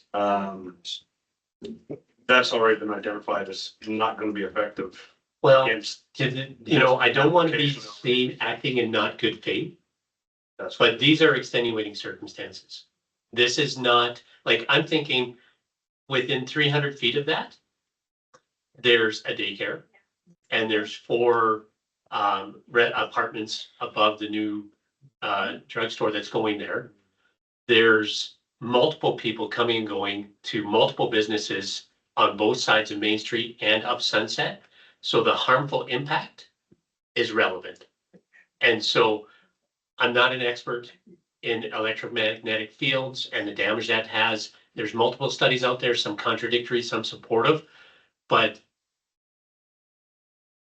I'm not willing to support something that potentially will damage our residences and impair their health. That is extenuating circumstances that I believe we have freedom as a council to bring forward a policy that mitigates the lack of good faith. I got Jonathan, I got Cindy, I got Carrie, Verna, and Adam.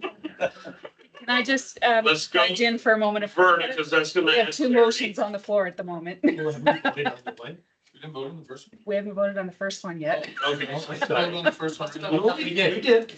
We did it, Yeah, Carrie. we did. Oh, yeah. Adam wasn't. Oh, yeah, I dropped the hammer on that in a second. All right. Yeah, that one's carried. My You can apologies, check it out. it's getting late. Unanimous.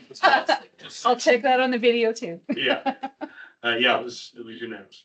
Okay, so we do have a motion. Let's go to Cindy. You said, citing historical locations, does that mean, isn't Eau Claire, wasn't that the old movie theater that's considered one of our oldest buildings in town? That's historical Correct. and the most attractive building in that area. Is that what you meant by historical? Through the mayor, so it was. Bear with me while I try and find that section. Oh, it's within. Areas of historic or environmental importance to the community and the need to minimize the impact of the proposal on those areas. There you go. It's. And yeah, right out so the front window of that building. The downtown Turner Valley inventory of historic places identifies on the map of historic places, Cougar's Bar, Mahone's Roofing, Oh, there you go. um, There's bar there. LAB Variety Store, and Valley Hardware. Oh, they're surrounded. And so I think part of the challenge too, in having read through this document with the inventory of historic places, a lot of those buildings are either gone or have been drastically changed. And it would be very odd to me to say we have this and it's very important, but we've also allowed everything that was important to be changed. We update that list. And we should be going through all of our documents on a regular basis, and amalgamation happened and we're gonna get back on track. Yeah, we appreciate your work. Okay, because, yeah, we've got historic within 300 yards. We've got a money grab from a landowner, and that's the only reason it is on this piece of property, period. For someone who doesn't even live here. So to me, that's an absolute slap in the face, and I'm not gonna stand for that. So we've got another motion, that we can go ahead with. I'm a big fan of copy and paste. If Okotoks has it, copy, paste, done. There's your policy next meeting. Okay, go ahead, Carrie. So if I may, so with regards to the policy, I have a question and a concern. Okay. So I'm gonna start with my concern, and that is we have received the application. The application has gone into the feds. Here it is. So if we implement a policy at this time, the likelihood that it is going to be held to anything we do now, I'm going to assume it's low. I can phone the ISCD and get clarification before we come back. Can I answer that one? Mhm. So you're not wrong. The likelihood of them is low. But I believe that's another barrier where they fully understand the wishes of the elected officials in the community. So we might not be able to apply it to this application, but they know we've enacted it. And it's another barrier that the federal government hopefully, the thing about common sense is not so common anymore, but hopefully some common sense will reign and they'll look at what we've done when it was presented to us and we enacted it immediately. So I'm just looking at creating as many obstacles as possible. So if I may, the question then, with regards to the motion on the table, the final portion, I believe, was something to the effect of, as quickly as possible. Do you want me to drop everything and do this, knowing that there are then knock-on effects with a lot of other things in the works? Because you know, there, I need almost a deadline, Sure. and then there's probably budgetary or Sure. knock-on impacts with other applications. You know, this is where I'm gonna jump on the bandwagon of Mayor Crane. Okotoks has a good policy. I believe the county now has good policy. We have regional partnerships with them. What would hinder us from making a phone call tomorrow morning saying, hey, listen, would you mind sharing your policy with us? And with potential Turner Valley copying the same policy. Yeah, through the mayor, we do that already for most of our policies. Well, let's do it. Let's do it then. Let's use, like, there's no reason to reinvent the wheel. Our neighboring councils have fought this battle. They produce good literature, so let's use the work that they've done. That's my advice. Adam, I'm gonna go to you before I go to Hazel. Thanks, worship. Yeah, easy enough. We'll just copy and paste Okotoks. It's 20 minutes of work, but we'll literally copy and paste it. Make sure you change Okotoks. Carrie, I know, again, you're our soldier in this battle. You know, you're not our enemy, you're our soldier, and that's a big difference that, you know, the public needs to know as well as council in the past, you know. It feels like you're being attacked, but it's not. No, Thank not you at for all. being the soldier for us. So I am here to be your expert advisor. there you go. So You do a good job. Yeah. absolutely. So we have a motion. We're all against it. Well, let's just vote on this one. Yes? Get that policy. Yep. Okay, all in favor? Yeah. Okay, that's carried. Let's do the best we can with that. You're voting with us? I know, Thank you. I need more clarification on something. Okay, Did you get it? Yes, communications piece. for clarity, Yes, so if the intent is the copy paste, that's fine. I want to ensure that that's the intent. You mentioned something about a daycare, and about That's enough. radio frequency exposures. There is information that may be helpful to read in terms of how radio frequency exposures are taken into account by the federal government for the benefit of everybody in the room, I saw that as well. if I may. Sure. Thank you. Health Canada has established safety guidelines for exposure to radio frequency fields in its Safety Code 6. Limits of human exposure to radio frequency electromagnetic energy in the frequency range from 3 kilohertz to 300 gigahertz. While the responsibility for developing Safety Code 6 rests with Health Canada, ISED has adopted this guideline for the purpose of protecting the general public. Current biomedical studies in Canada and other countries indicate that there is no scientific or medical evidence that a person will experience adverse health effects from the exposure to radio frequency fields, provided the installation complies with Safety Code 6. It is the responsibility of proponents and operators of installations to ensure that all radio communication and broadcasting installations comply with Safety Code 6 at all times, including the consideration of combined effects of nearby installations within the local radio environment. Telecommunication common carriers and operators of broadcasting undertakings are to carry out an exposure evaluation on all new installations and following any increases in radiated power. Either measurement surveys or mathematical or numerical computations can be used for this evaluation. Where the radio frequency emission of any installation, whether telecommunications carrier or broadcasting operator, is greater than or equal to 50% of the limits for uncontrolled environments at the locations to the general public, the operators of the frequency emitters must notify ISED and demonstrate compliance with Safety Code 6. For all proponents following ISED's default public consultation process, the proponent's notification package must provide a written attestation, and the municipality may require that proof of the test of the new installation, and at any time request from ISED. And if ISED concurs that a test is warranted, the proponent has to provide that evidence within 5 days. Thank you. Last but not least, before we move on, if this application has already gone in, that means it's already in the wheels. And as we mentioned, we're putting up as many flares as we can. I think that a petition is also a flare that we should start right now, as we will have opportunity in how many weeks? 2? Yeah, the intention was to bring a back with a few weeks prior to their deadline, And the which deadline March was- 18th was applicant provides draft package. March consultation package distributed following ISED requirements.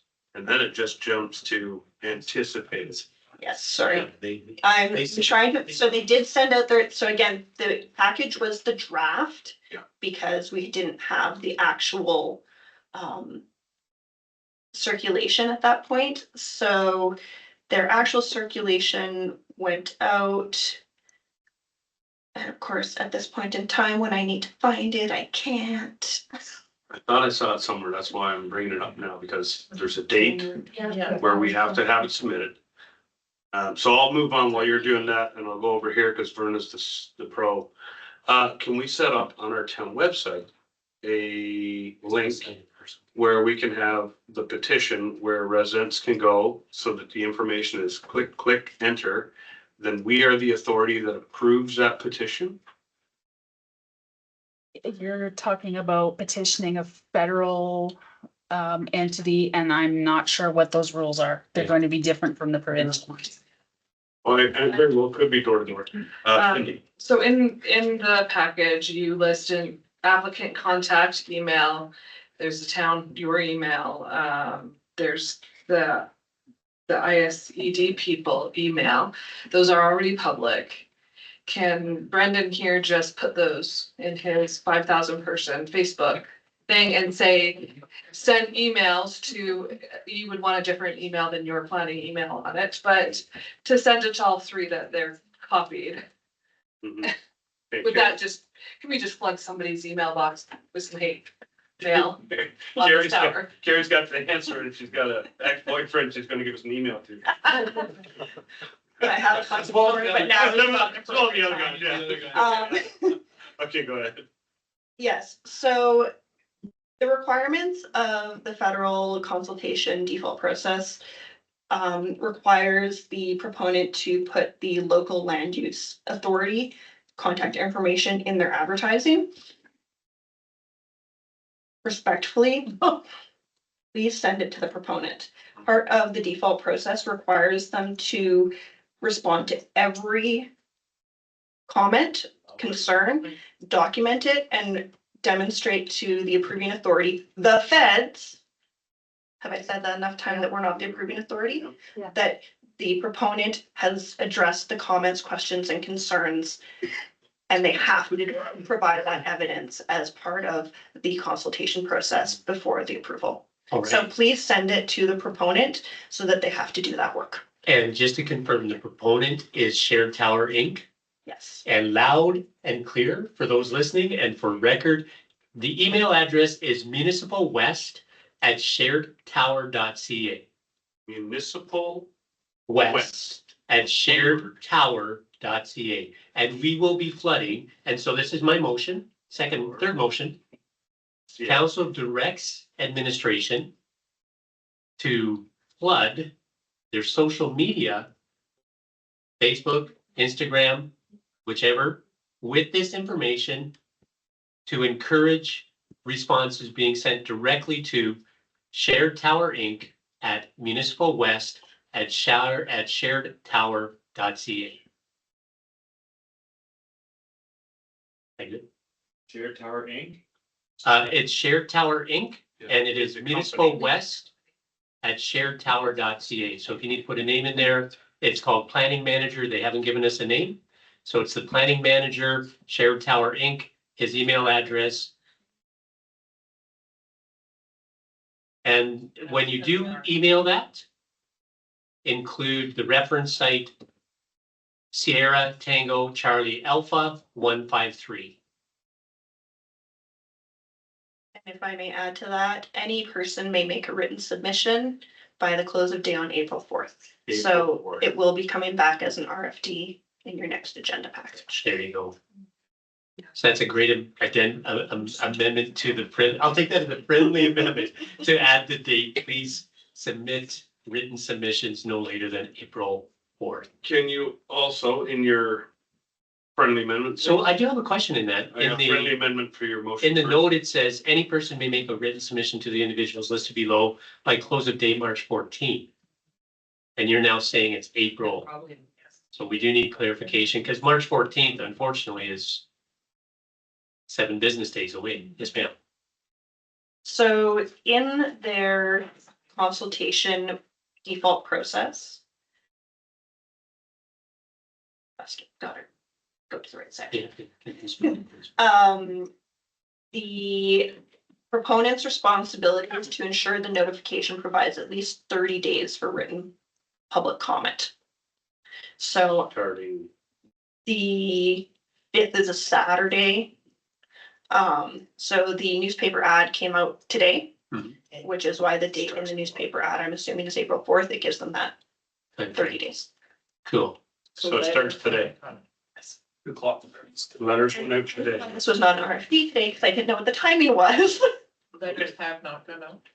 They should be out. So the motion is really just to encourage, to direct administration to do a communications blitz regarding getting emails to Shared Inc. using the supplied email address and reference number for residents to, yeah, we've got to get that email. So friendly amendment to your. Yeah, 100%. To run an ad in Western Wheel with said information very clearly, adding in the contact. But not just social media. They've already got theirs, Print media. but we say one that says, and I'm just throwing spitball, please, all residents of Diamond Valley against, submit. It's up to you. Carry. That's Something to that effect, you know what I'm saying? Because they're running their ad, but if we don't point it So out, not they just social get media, on we it. also want print ads going. So, It better be. Carry. yeah, so if I may through the mayor, ads are not cheap. They are required to have the ad. They have their ads in.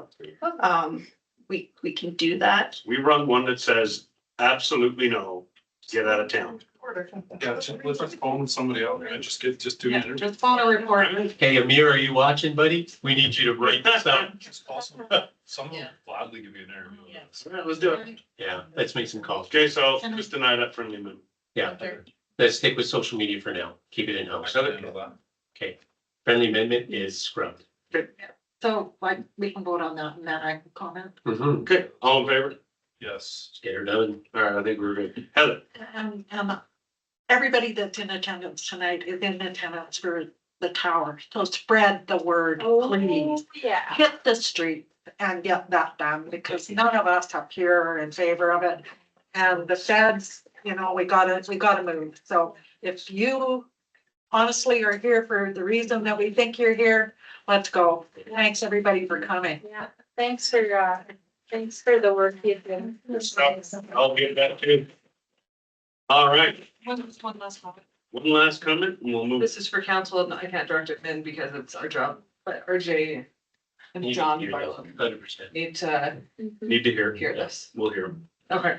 Okay, I do want to. Yep. I really thank you, Carrie. You've done a great job with this and administration, thanks for listening to our concerns. And I know we're in this together. And I hate the fact that you feel sometimes that you're the face of that. So if there's some way that myself or other counselors can come alongside when you're meeting with some of these people and say, hey, listen, this is where we're at. I don't want you to face that alone. I don't think that's your responsibility. okay, thank you. It's my job to administer the will of council, But if- literally my If job. you need some support beside you, give me a call. Did we need to have a motion to update that historical to remove the empty, like the buildings that have already been taken down? There is some that, like the Still speaking thing, exist. like. I know, but she says it makes it look badly that, oh, these are important things and half of them are gone and that's what we're submitting. Yeah, Well, we need to get them read. I'm just wondering if there was some, Nick has the answer. Like, I just don't wanna look bad if we could just simply update. Thank you. I'd just like to add a couple of things. Through my experience, I was involved in that particular study and I provided a lot of the background information because have experience. I was the lead on the Main Street program in Black Diamond and researched most of the buildings in Turner Valley.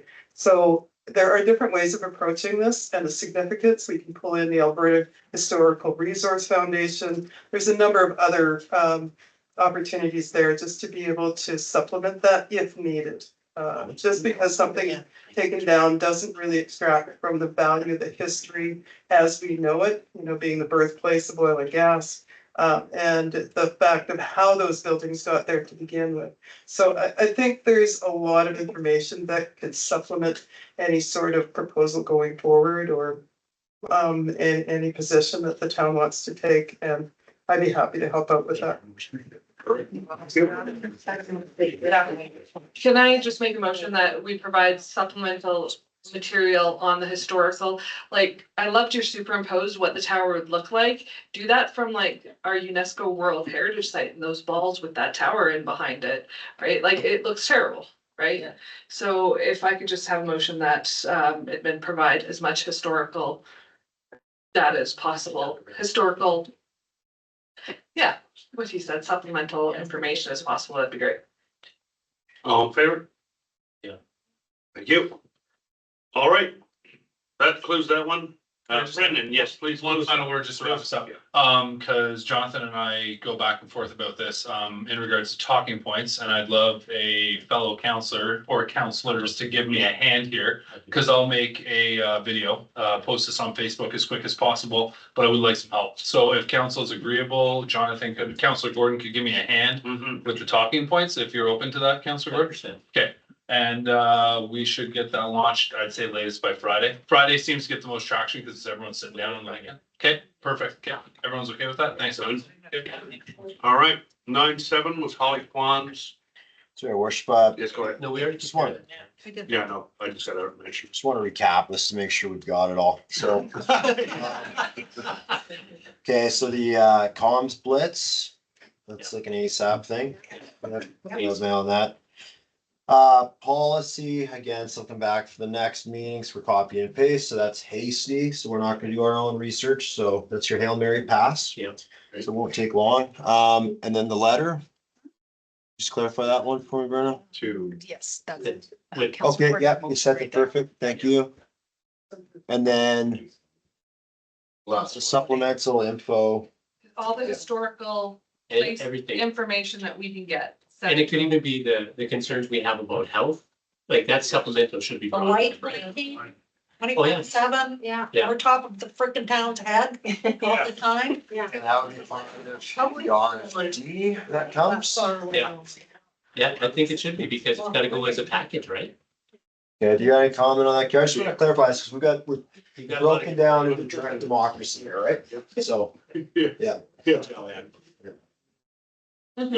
So the RFD is going to ask council for comments at this point. Because that's where we're at in the consultation process. It is your opportunity to provide formal comments on the siting and design of the tower. Again, because I'm keenly aware of what is a material and a non-material planning consideration, I'm also keenly aware what ISED has very blatantly said, if you put this on here, we are going to throw it out.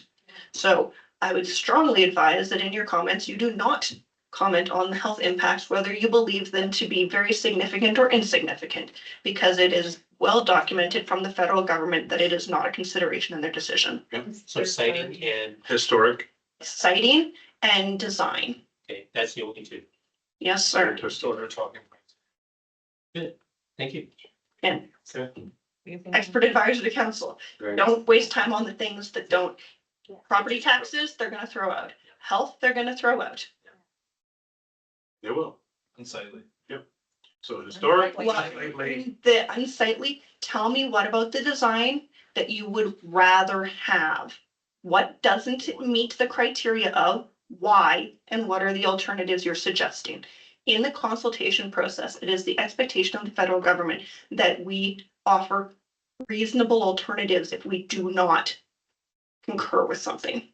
Placed up on the hill by the water tower. Yeah, I was gonna say, Easy. in the research I've done, we can We would suggest a reasonable different location, correct? Yeah. Yes, if you say this is an inappropriate location, tell me why and give me a reasonable alternative. Okay, hold on. So everything around siting is location, etc. Gotcha. Thank you. Yeah, so that would be the portion where the highway and potential safety of whatever falling or the impacts on historic resources.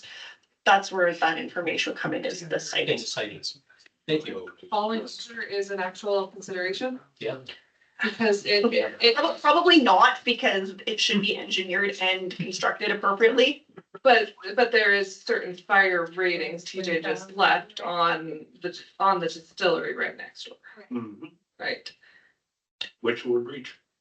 Yeah, it's like in the middle of. Well, Okay, we don't need to beat it to death. yeah. We got all the motions in place. We know what we're gonna do. Think about though, what the siting. Oh, yeah. Yes, we really have to do some research on that. All right, For next meeting. good. Holly Quan's letter, and Holly Quan's letter was split up into 9.3, request for clarification and establishment of municipal event calendar. We have no administrative inquiries. We have no notices of motion. Our closed meeting is not required. Motions arising exist, so we are adjourned. 7:58.